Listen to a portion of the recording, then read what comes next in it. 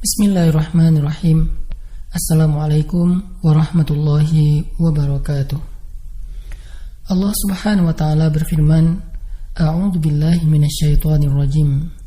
Bismillahirrahmanirrahim. Ya ayyuhalladzina amanu ista'inu bis-sabri was-salah. Innallaha ma'as-sabirin. Innallaha ma'as-sabirin. Wahai orang-orang yang beriman, mintalah pertolongan dengan sabar dan sholat. Sesungguhnya Allah bersama dengan orang-orang yang sabar.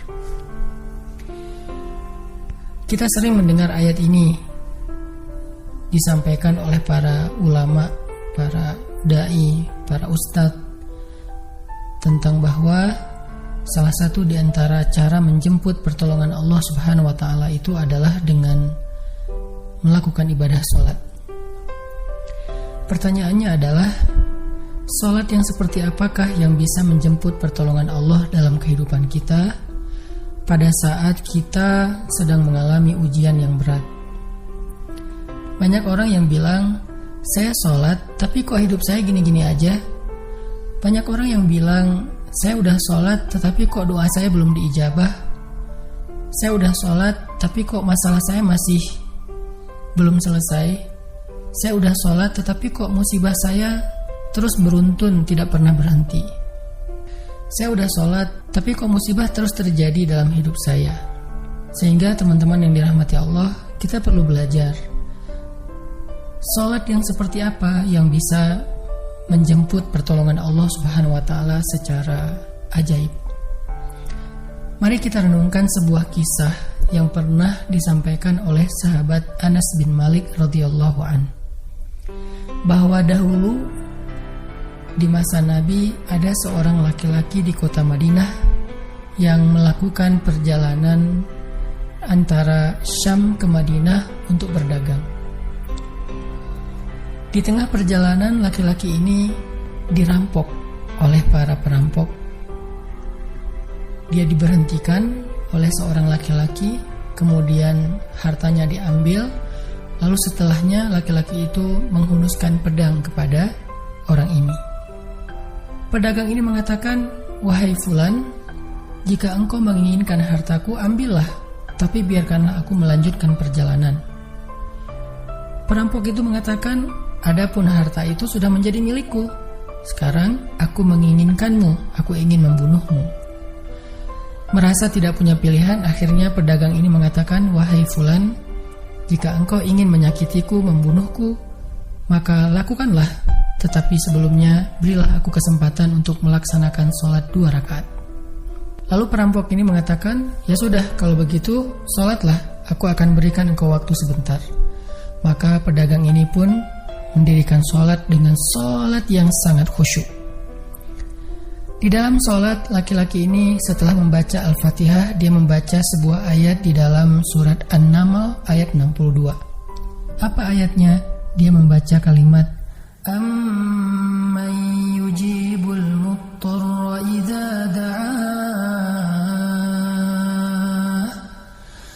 Amman yujibul muttarra idza da'ah wa yakshifus su'a wa yaj'alukum khulafa'al ard. A ilahum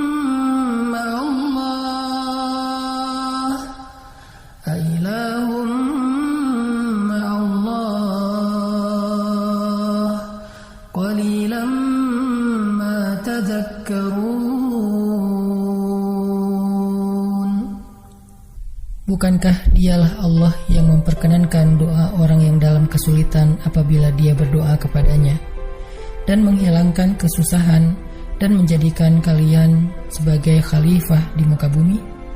Apakah di samping Allah ada Tuhan lain yang patut disembah atau dimintai pertolongan? Sedikit sekali dari nikmat Allah yang kalian ingat. Shadaqallahul azim. Teman-teman yang dirahmati Allah Subhanahu wa taala, inilah ayat yang dibaca oleh pedagang tadi ketika dia sholat 2 rakaat. Dia membaca kalimat ini dengan penuh penghayatan dan perenungan. Dia mentadabburi ayat ini. Amman yujibul muttarra idza da'ah wa yakshifus su'. Bukankah dialah Allah yang memperkenankan doa orang-orang yang dalam kesulitan dan menghilangkan kesusahan? Dia menghayati ayat ini. Dia mentadabburi ayat ini. Sehingga muncullah rasa yakin di hatinya bahwa harapannya saat ini satu-satunya adalah Allah yang yujibul muttar. Dia dalam kondisi muttar, dalam kondisi kesulitan, dalam kondisi terancam. Muttar itu bisa bermakna terancam, kesulitan, kesusahan, dan berbagai macam makna dari ketidakberdayaan. Siapa yang yujibul muttar? Siapa yang akan memperkenankan doa orang yang tidak berdaya selain Allah? Wa yakshifus su', dan menghilangkan kesusahannya selain Allah? Maka mulai muncullah rasa yakin di dalam hati laki-laki ini setelah membaca ayat tersebut. Setelah selesai dia lakukan sholat, kemudian dia mengangkat kedua tangannya. Dia berdoa kepada Allah dengan menyebut nama-nama Allah yang mulia. Ya Rabbi, wahai Tuhan yang maha pengasih, wahai Tuhan yang maha penyayang, wahai Tuhan yang memiliki arasy yang mulia, wahai Tuhan yang menampakkan makhluk, wahai Tuhan yang maha mengembalikan, wahai Tuhan yang maha melaksanakan apa yang Dia kehendaki.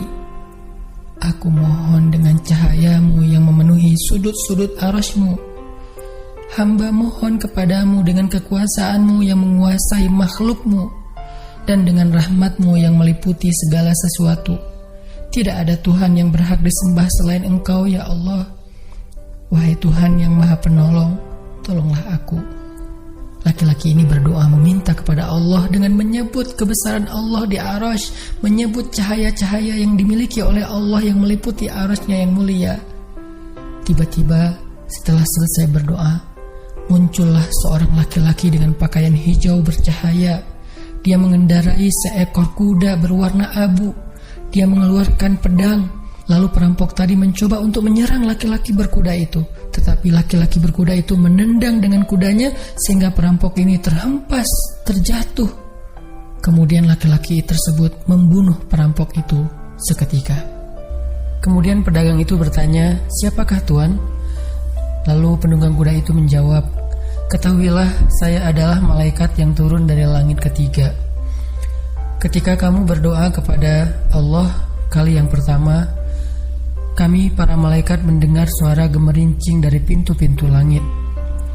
Sehingga para malaikat bertanya-tanya, apa yang sedang terjadi? Tiba-tiba muncullah doamu yang kedua, hingga pintu-pintu langit terbuka dan nampaklah cahaya yang sangat benderang. Dan di doamu yang ketiga, datanglah malaikat Jibril kepada kami seraya berseru, siapakah di antara kalian wahai para malaikat yang mau menolong hamba Allah itu? Lalu aku memohon kepada Allah agar Ia mengizinkanku melaksanakan tugas ini.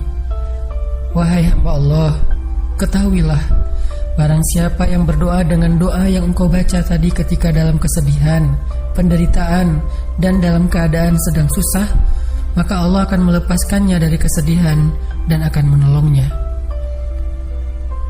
Teman-teman yang dirahmati Allah Subhanahu wa taala, itulah salah satu kisah tentang keajaiban sholat seorang pedagang yang dengan sholat itu Allah Subhanahu wa taala mendatangkan pertolongan yang luar biasa dalam masalahnya.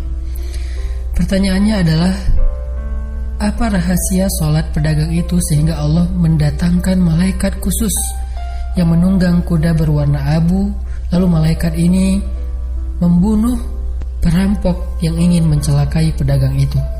Salah satu rahasia dari sholat pedagang itu, kata para ulama, adalah dia melakukan ibadah sholat dengan ihsan. Seperti yang dikatakan Nabi tentang bab ihsan, an ta'budallah ka'annaka tarah fa illam takun tarah fa innahu yarak. Ketika engkau beribadah kepada Allah, seolah-olah engkau melihat Allah. Jika engkau tidak bisa melihat Allah, maka yakinlah Allah melihatmu. Di sini Nabi mengajarkan kepada kita tentang sholat yang terkoneksi langsung dengan Allah Subhanahu wa taala. terkoneksi dalam yakin dan iman sampai seolah-olah kita melihat Allah. Artinya ketika kita bisa sholat seolah-olah kita melihat Allah, lalu dengan kondisi seperti itu kita meminta pertolongan Allah dengan penuh keyakinan, itulah sholat yang mendatangkan pertolongan Allah. Atau kalau kita nggak bisa membayangkan bahwa kita melihat Allah karena itu memang sulit, maka yakinlah Allah melihat kita dan itu pasti. Artinya bahwa Allah itu pasti mendengar kita, melihat kita, dan sedang menunggu apa yang kita butuhkan. Maka orang yang bisa melakukan sholat dalam keadaan benar-benar seperti sedang bertemu dengan Allah, lalu dia meminta pertolongan Allah Subhanahu wa Ta'ala seperti pedagang tadi, maka sholatnya itulah yang disebut di dalam Al-Quran wasta'inu bis sabri was sholah, sholat yang bisa mendatangkan pertolongan Allah Subhanahu wa Ta'ala. Semakin sering kita melakukan sholat dengan ihsan, benar-benar seperti bertemu dengan Allah Subhanahu wa Ta'ala. Kalau kita nggak bisa ngerasain bagaimana cara menghayati kita melihat Allah, yakinlah Allah melihat kita. Dan kalau kita bisa mendawamkan ini dalam sholat 5 waktu dan dalam sholat-sholat sunnah kita yang lain, terutama sholat tahajud, maka insya Allah sholat kita sudah menjadi jalan keajaiban dalam kehidupan kita. Barakallahu.